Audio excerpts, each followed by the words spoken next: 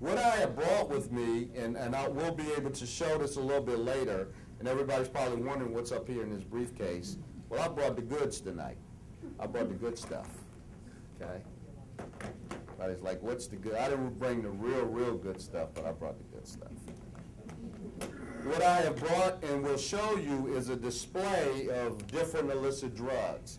And I'll give you an opportunity for everybody to come up and take a look at this. But this will just give you a small sample of exactly what we actually see out in different phases out here in the streets of Montgomery County. Now, when it comes to enforcement of these drugs, how does this actually happen?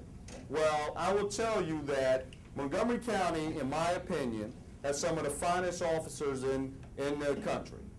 And I can tell you by working with many of these officers on a daily basis that they are absolutely committed to ridding our streets of drugs to the best of their ability, okay? I will tell you that from the patrol officer to the specialized units.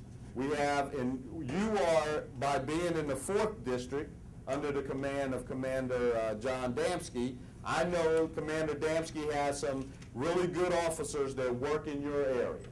And they contact me constantly, and when we're dealing with certain investigations, we sort of talk with each other from time to time when there's a complaint going on in a different community. And there are many units, even outside of my unit, that will actually focus on drugs. So to say that my investigators, which in some cases in reality, I have 22 investigators in my division, in my section, that's not enough, clearly, to rid Montgomery County of its drug problem. So it takes effort on every officer that we have in order to be able to be effective. So I will tell you, that being the case, when you see a patrol officer who you may be thinking it's out there just running radar to get a speeder, it may be a little bit more than that, okay? That officer may be there for a specific reason and actually to watch a drug house that's actually might be occurring in your neighborhood, okay? So that's just an example of some of the things that the officers, they utilize different investigative tools in order to be productive in order for us to get the job done, okay? All right? So any questions so far? Okay, we're okay? All right? I don't want to bore you. Somebody told me that I'm wearing this mic is actually going to shock me when I get boring, so I'm hoping that I don't get shot before the night's out, okay? All right, okay. So we've talked a little bit about some of the illicit drugs. We talked about marijuana, we talked about crack, we talked about PCP, and cocaine. There are other drugs out there. I mean, I won't be able to give you all of the drugs that exist. But I will, if there's a question about it, I'll be glad to answer it to the best of my professional knowledge, okay? Now, when I talked about pharmaceutical abuse, I mean what I say. Many of us go to the doctors, okay? And we go to the doctor and we know what the process is when we go to the doctor. If we're not feeling good, the doctor gives us a prescription, okay, as they're told to do. They check your, they do the diagnosis, they make a decision on what they think is the best medicine that will cure your ills, okay? All right? There are drugs out there that do us well, treat us all well, okay? The Valium, okay? The oxycodone, the Oxycontin, okay? Those are some types of drugs that make us, Percocet, these are the drugs that make us feel better. Well, ladies and gentlemen, I'm also here to tell you that is out there to make some other people who really aren't feeling bad, but they want to feel better just because for the fun of it, they actually are trying to get the same prescription you're getting while you're sitting in the doctor. They're trying to also get the same prescription filled, okay? But they're trying to do it in another way, all right? And then you have those who are so-called drug dealers who also know that today oxycodone is becoming our biggest problem in Montgomery County when it comes to prescription drugs, okay? It is becoming a major problem because we have people who A, are either addicted to it, or B, who actually want it, not because they feel bad, because they just want to experiment with it, because it's cheaper maybe than going to buy heroin, or it's easier to obtain than getting heroin, but it has the same effects. These people are also doing the same thing, okay? What makes it worse is that what I spoke about earlier is affecting our young people in schools, okay? Our young people, our young adults, we're starting to see people die from it, okay? Because they're abusing it because they think because you might have it in your medicine cabinet, okay? And the doctor gave you a legitimate prescription for it, and maybe you took maybe 4 or 5 or 6 of the pills, and you don't need to take it anymore. But what do you do with the medicine once you stop taking it? You just leave it in there, right? Most people leave it in their cabins, okay? I guarantee you, you will go home tonight, and I guarantee you somebody in this room finds 3 or 4 bottles of pharmaceutical medicine that you don't use anymore.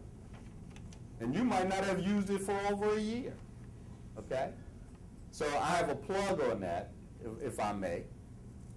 On April 30th of this year, the last Saturday in this month, Montgomery County Police, in conjunction with the Drug Enforcement Administration, are sponsoring what we call a prescription take-back drug program. You don't know what to do with those pills, right? So most of us will probably, what, just dump them down the sink, okay, if you would. What does that do? It could potentially harm our water supply, right? Okay? So we are offering you a way to actually get rid of your drugs in a more safe way, okay? In a more safe way. What else would you do? You would basically say, oh, I'll just throw them in the trash, okay? I hate to inform you all, but people who are addicted to drugs and know that you might throw them in the trash, they are willing to go through your trash to find those pills, okay?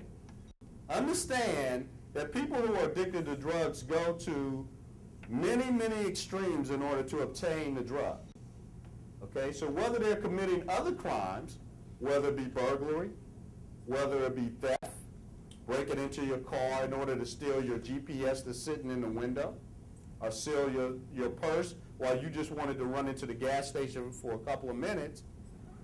This is what sort of stems with people who are drug addicts. They'll do whatever they have to do in order. That's the survival mechanism in them. So that's just a piece that I want to share with you all when you think about these things. So these pills, you now have a way to get rid of them safely. We, on April 30th, will have the prescription take-back program. We'll be at Police Headquarters, 2350 Research Boulevard in Rockville. If you don't want to drive all the way, I will even tell you that Rockville City Police at City Hall is also having basically a stand. All you have to do, no questions asked. You can just put your pills in a bag, bring them.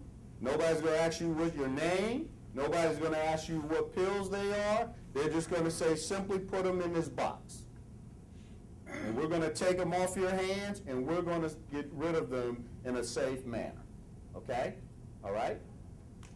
We'll also be at the Bethesda District Station at Wisconsin Avenue and Montgomery Avenue, and we'll also be in the Germantown District at Aircraft Drive. So if you have friends, family, somebody who needs to get rid of some pills, that's the day. And you can also go to the DEA website, and I believe it is, as long as the government's still up next week, I hope that the website will be up, but it's dea.gov, and you can just put your zip code in and it'll give you instructions on exactly where we are.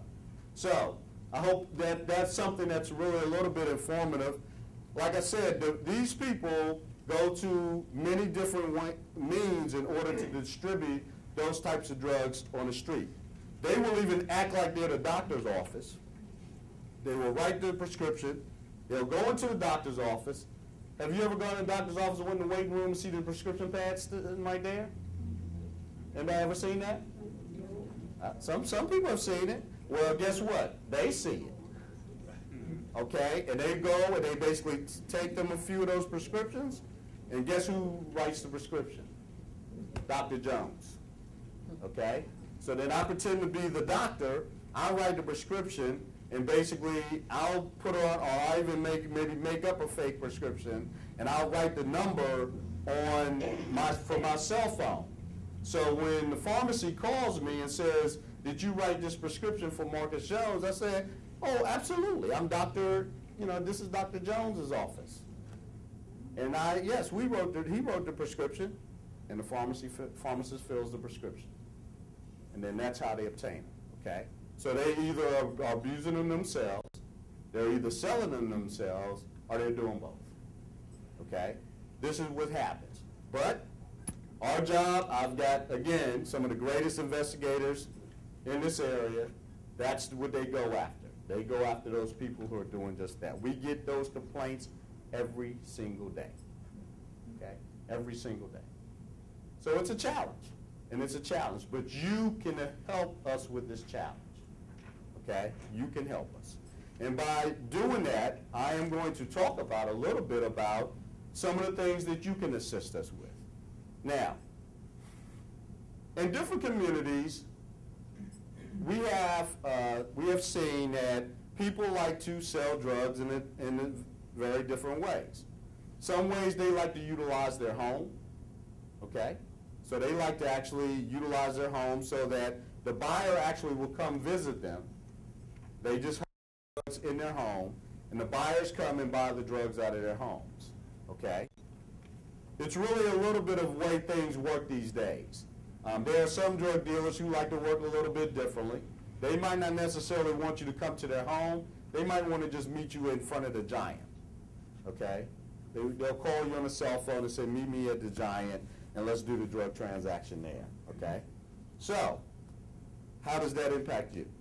Well, if you have a neighbor who's really not that friendly, or maybe they are friendly, it doesn't matter, but you see some suspicious activity.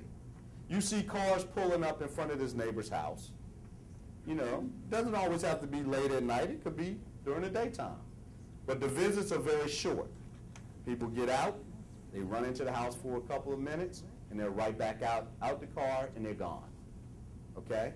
Now, if that happens once, okay, you know, how many times I've ever gone to somebody's house just to drop something off, pick something up, and run back out? Okay. But to see that happen all the time, something would ring the bells for me to say I need to probably call somebody to at least look at this, okay? That's your job. That's what I am, pledging, and I am badging you to do for us here in Montgomery County, is to pay attention to that type of activity, okay? There's other types of activities that could occur where you have suspicious smells that might be coming from a residence. You know if something is not right, trust me, if it doesn't feel right to you, if something doesn't look like that's been going on in your community for all these years, and it just doesn't seem, something's different, I would encourage you just to pick up the phone and call, okay? Even if we check it out and it might be absolutely nothing. It might be, okay? But that's what we're here for. That's our job. Our job is to look into it. If the person is clear, we clear them and we move on, okay? We're not just going to run up in people's houses for the sake because somebody complained on them. And we're not going to absolutely say that you were the one who picked up the phone and called. When you call us, you can be absolutely anonymous. We do not utilize your name in any way, form, or fashion, okay? But what we would like for you is at least to think about picking up the phone. Don't be afraid to. This is your community. We want to make it as safe for you to live. Your quality of life is important to us, okay? The only way that we do these things is that we have to, again, work in partnership with you. So if you see something and it just doesn't seem right, pick up the phone and call us.